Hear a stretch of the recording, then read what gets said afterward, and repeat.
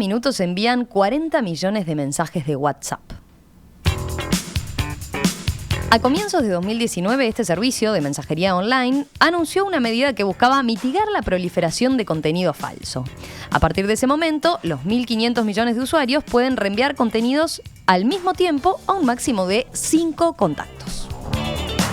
Esto ocurrió como consecuencia de numerosas denuncias de efectos negativos que tiene la propagación de contenidos en grupos y entre personas, que derivó en hechos violentos o terminó influyendo en procesos electorales. Sin embargo, días atrás, un estudio de la Universidad Federal de Minas Gerais, en Brasil, y del Instituto Tecnológico de Massachusetts, mejor conocido como el MIT, afirma que esta medida aún es insuficiente para mitigar este fenómeno. ¿Cuáles fueron las conclusiones? ¿Qué se puede hacer al respecto? Bueno, de eso vamos a conversar hoy en el espacio de Disrupción, Tecnología e Innovación con Gustavo Galino. Gustavo, ¿qué tal? Buen día, ¿cómo estás? Buen día, ¿cómo están? Muy bien. Bueno, antes que nada, yo hacía esta presentación y a algún oyente puede decir, bueno, ¿se puede limitar realmente la información falsa que circula a través de servicios de mensajería como WhatsApp? Bueno, limitar sí. Limitar sí. Prohibir definitivamente, o sea, asegurar que no circule es prácticamente imposible. Es prácticamente imposible, básicamente por la naturaleza que tienen estos servicios. O sea, pensamos que cualquier servicio de mensajería vive de todo lo que los usuarios intercambian y comparten. Entonces, esa es la premisa básica que hace que tenga sustento una aplicación como esta, como WhatsApp, que es la más popular. Ese flujo de información, obviamente, incluye el riesgo de la mentira, del error, de la omisión, de lo que es la naturaleza humana, del intercambio de opiniones o de visiones y de la manipulación que está de por medio. Y eso hace que esto haya escalado a un nivel en el cual se empezó a realmente a señalar estos servicios de mensajería como en parte responsables de ciertos desvíos muy importantes, como vos mencionabas al principio. Casos como gente que fue, de alguna manera, juzgada públicamente, hasta en algunos casos con niveles de violencia extrema en algunos países de Medio Oriente, con la presencia en la propagación de determinados mensajes propagandísticos en países tan cercanos a nosotros y tan importantes para nosotros como Brasil. Entonces, esa escala global empieza a aparecer y empieza a rodearnos por ejemplos muy cercanos, y me parece que por eso estaba bueno pensar en esto, ¿no? O sea, hasta dónde nos pueden ayudar o nos pueden proteger a nosotros como usuarios de ser receptores e incluso en muchos casos, lamentablemente, emisores. Vamos a partir de la base involuntario, quizás, pensando en que uno... De propagar ese contenido falso, ¿no? Sí, sobre todo la actitud atenta que tiene que tener uno de cuando recibe algo, antes de hacerlo lo fácil, que es, dar reenviar porque me llamó mucho la atención. Bueno, tener en cuenta de quién viene. ¿Será real esto? Esto que a priori puede llamarme tanto la atención. ¿Necesariamente tengo que replicarlo? ¿Por qué no me tomo 5 minutos y reflexiono un poco al respecto a ver si tengo algún indicio, ¿no? De si es una información verdadera o no? Pero bueno, decías, y yo comentaba en el arranque, que se acaba de presentar un estudio de la Universidad de Minas Gerais y del Instituto de Tecnología de Massachusetts, que abordó específicamente este tipo de aspectos, ¿no? La incidencia que tienen estos mensajes que circulan a través de WhatsApp, y qué se puede apuntar primero que nada, Gustavo. Bueno, este estudio lo que básicamente plantea es analizar y poder observar cuánto mejoró la situación del contenido circulando, el contenido falso circulando, de acuerdo a las medidas que WhatsApp fue tomando. ¿Esto qué quiere decir? Hasta hace no tanto tiempo, hasta el año pasado, cualquiera podía compartir una imagen o un video o un texto con una cantidad casi ilimitada de contactos de acuerdo a lo que uno tuviera agendado. Eso después se bajó, se redujo a 250 contactos. No fue suficiente, la presión sobre que había que cambiar esa herramienta y limitarla más fue muy grande y se pasó a 5, como comentábamos. Uh-huh. Lo que este estudio plantea es, bueno, realmente hacer esa limitación física de la cantidad de reenvíos tiene un impacto real sobre el fenómeno, o sea, es una herramienta que realmente ayuda a mitigarlo. Bueno, ese fue el planteo, ese fue el estudio y el análisis, y lo interesante, lo novedoso de todo esto que estamos comentando es que para poder analizar apuntó a los grupos públicos de WhatsApp. Ajá, a ver. ¿Qué es un grupo público de WhatsApp? Porque ahí ya puede aparecer la duda. Sí, la duda o el ¿Integro desconocimiento. o no integro un grupo público de WhatsApp? Está buena la pregunta y de hecho en casa y los oyentes se pueden No hacer es el esa grupo de pregunta. la familia, No de es los el típico amigos, grupo, no. es un grupo distinto que en esencia funciona exactamente igual. La gran diferencia es que abarca hasta 256 contactos que no tienen por qué estar agendados en nuestro teléfono. Ahí está la diferencia técnica más importante. Uno puede formar parte de un grupo público de WhatsApp con contactos que uno no tiene agendados. Entonces, eso cambia mucho el tipo de contacto que uno tiene. Claro, porque recordemos, para mandar un mensaje, o sea, si yo te quiero escribir a vos por WhatsApp, sí o sí te tengo que tener agendado. No importa si no sabes Claro. quién soy, si mi número apareció de alguna manera. Porque Pero de te hecho, tengo que hay tener mucho- agendado para pero- mandarte un mensaje directo a vos. Exacto, mínimo. Pero Y estos esa grupos públicos, comunicación, sí. es importante, Romina, está obviamente encriptada. O sea, está dentro de un entorno que se considera, y yo siempre le pongo unas comillas enormes, privado. Entonces, desde afuera, ni estos investigadores de MIT y de Minas Gerais, ni nadie debería poder ver qué sucede ahí. No pasa lo mismo en los grupos públicos, donde si bien obviamente la comunicación también tiene medidas de seguridad y encriptación, por el mero hecho de participar, cualquier observador puede estar accediendo a información mucho más amplia de mucha más gente participando. Esto también tiene que ver con cómo se conforman los grupos. Los grupos privados en promedio no superan los 5 o 6 miembros. Esto a nivel global, según estudios y según datos que ha ido aportando la empresa, WhatsApp. Con los grupos públicos sabemos que las posibilidades son mucho más abiertas. Claro. Sin embargo, no deja de ser novedoso. Ustedes se preguntarán, bueno, ¿cómo se accede a un grupo público? Bueno, uno lo puede acceder de dos maneras principalmente, ¿no? Una es teniendo un link, el link identificador de quien creó ese grupo en algún momento o de quienes forman parte, que lo pueden compartir libremente y uno accediendo a ese link automáticamente ingresa. Ajá. O también a través de códigos QR. Cada grupo público tiene una identidad. ¿Se acuerdan? Justo la semana pasada habíamos estado hablando de códigos QR con otra aplicación. Bueno, acá también se usa el código QR como ese elemento de identificación único que hace que si yo accedo, me mandan esa imagen a mí, la escaneo y automáticamente ingreso. Y nadie me tiene que dar autorización, no hay Claro. una administración tradicional del grupo ni nada. Está bueno que nos cuenten los oyentes a ver si forman parte de algún grupo público. Tengo muy presente, por ejemplo, porque en su momento generó mucho, o dio mucho que hablar, ¿se acuerdan cuando surgió el movimiento Un Solo Uruguay, por ejemplo? Bueno, allí utilizaban mucho los grupos públicos. De hecho, los periodistas a veces estábamos en esos grupos para saber de qué iba la cosa. Y hoy en día, seguramente, en la campaña electoral se está usando también, ¿no? Entre grupos de militantes y demás, ¿verdad? Tal cual. Y ahí es donde aparece el interés principal en observar si este fenómeno, que ahora vamos a estar comentando y explicando qué sucedió y qué fue lo que pudieron observar estos investigadores, puede llegar a tener alguna correlación en Uruguay. Ojalá que no. Ojalá que no haya afectación. Lo que sí podemos decir desde ya, y sabemos, y ha sido hasta reconocido, y ahora después lo vamos a profundizar un poquito, es que estos grupos públicos masificados, multiplicados y teniendo una cantidad de gente adentro intercambiando información, se volvieron, en algunos casos, este estudio se centra mucho en India, en Indonesia y en Brasil, casos bien distintos, con realidades diferentes y con procesos distintos, pero en todos los casos demuestran que aún habiendo limitaciones y restricciones, esta presencia de grupos públicos le hace un mal tremendo a determinadas situaciones que se han ido agravando y que han ido desviando procesos que debían haber ido por otro lado. Concretamente, ¿qué fue lo que analizaron y recopilaron los investigadores? Bueno, principalmente textos, imágenes y también memes. Estas cosas, ¿se acuerdan? Que son como imágenes que están editadas y que tienen un sentido irónico o de humor, que se plantean sobre todo a favor o en contra de determinados grupos políticos,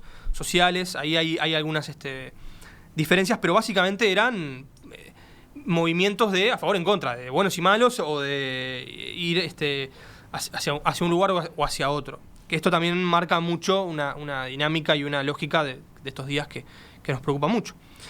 Esa información, bueno, además de, obviamente, cómo fue cada pieza de información que circulaba y ellos iban observando y recopilando a través de distintos mecanismos, tenían una información que es importante, que es obviamente el país donde se publicó el mensaje, cómo era el nombre del grupo, los IDs de los usuarios, esto es el identificador. Esto permite también, bueno, ver geográficamente y glosar un poquito más los perfiles de quienes estaban para un lado y para otro, mujeres, hombres y otro tipo de rasgos, la fecha y los archivos que estaban adjuntos. Toda esa información configura unas 784.000 imágenes diferentes, o sea, solamente imágenes cerca de 800.000, que bueno, que fueron compartidas en un periodo de 60 días anteriores y 15 días posteriores a los procesos de elecciones en cada uno de esos países. Ajá. O sea, que estaba, además de observando temas más generales, muy centrado en los temas políticos y políticos electorales, que no es para nada menor. Es ahí donde muchas veces juegan y se resuelven los partidos importantes. Entonces,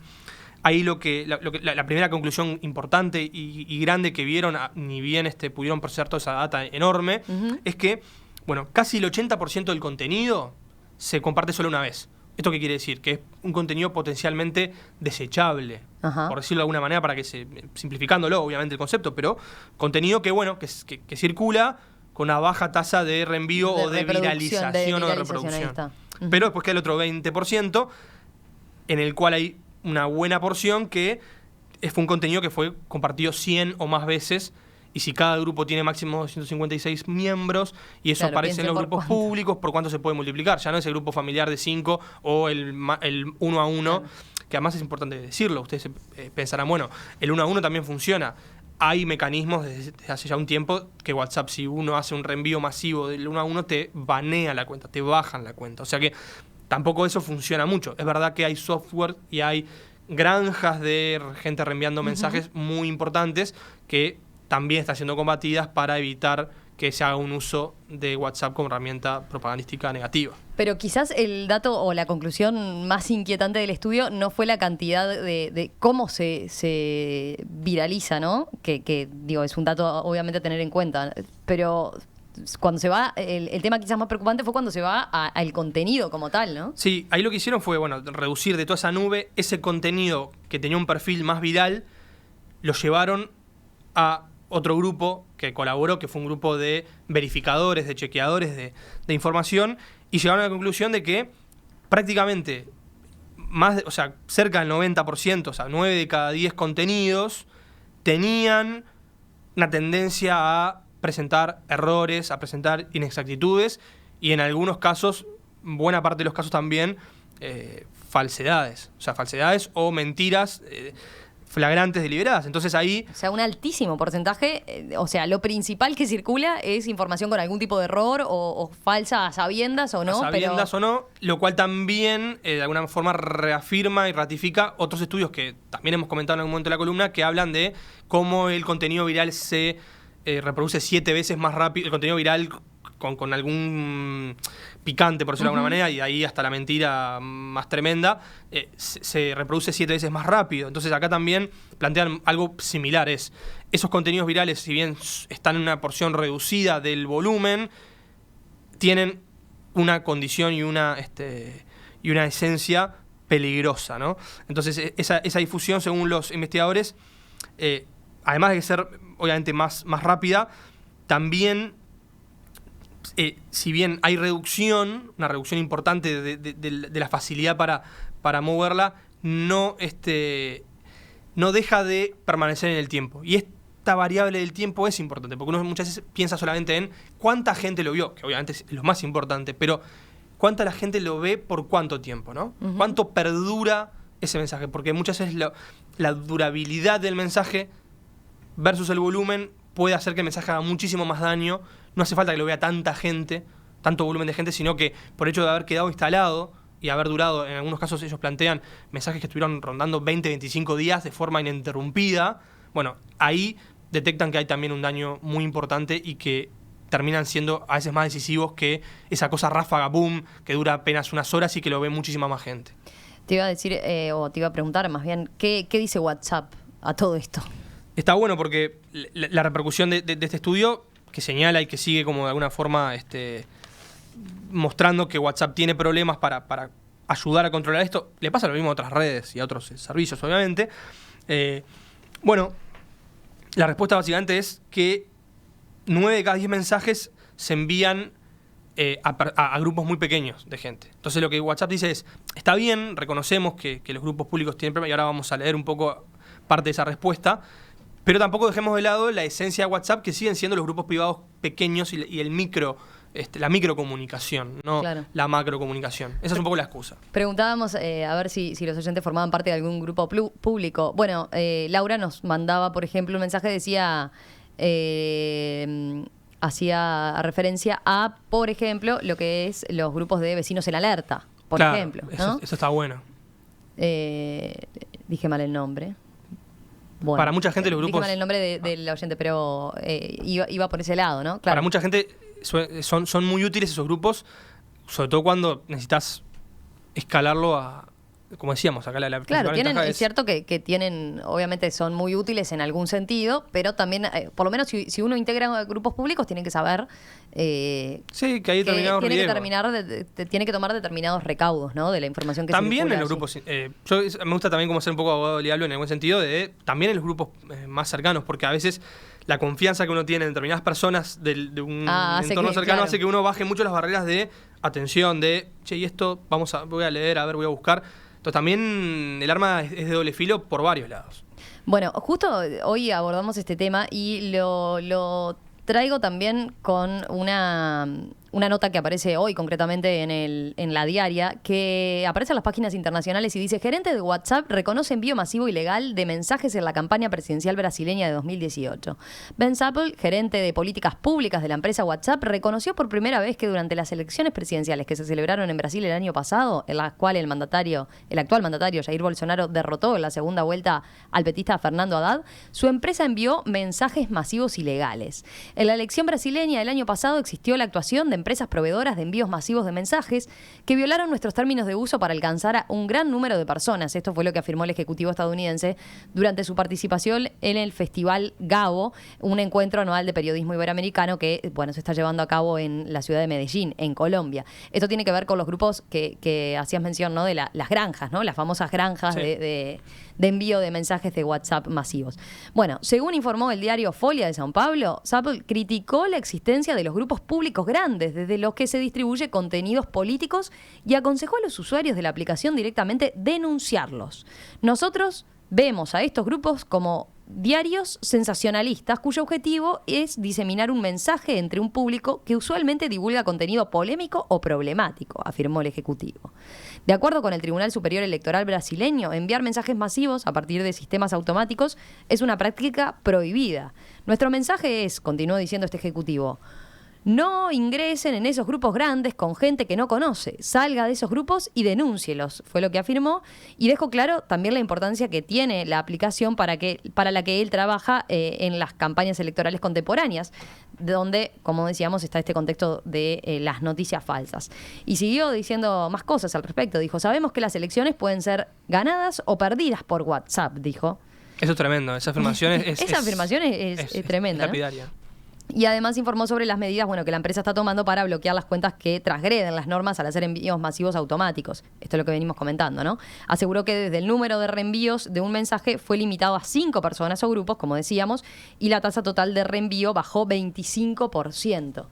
Pero vaya, entonces, si él está diciendo: traten de evitar estos grupos públicos de WhatsApp. Y no me gustan los grupos de WhatsApp públicos, prácticamente termina diciendo. O sea, ¿Sí? Es como... Yo hago hamburguesas y no me, Y no me gusta. Esa hamburguesa no me gusta, pero yo la hago. Porque es cierto, la posibilidad hoy en día la brinda WhatsApp de formar parte de tener estos grupos públicos. Pero él dice: tengan cuidado, no me gustan, ¿no? Sigue existiendo, me parece, a nivel general, un mensaje muy naif hacia el exterior, obviamente. No creo que lo piensen así los ejecutivos. Hablo de muchas de estas empresas grandes, de decir, bueno, la herramienta es esta y hay que tratar de denuncien, usen los mecanismos internos, que es verdad, funcionan y existen. Se puede denunciar, se puede bloquear, se puede hacer.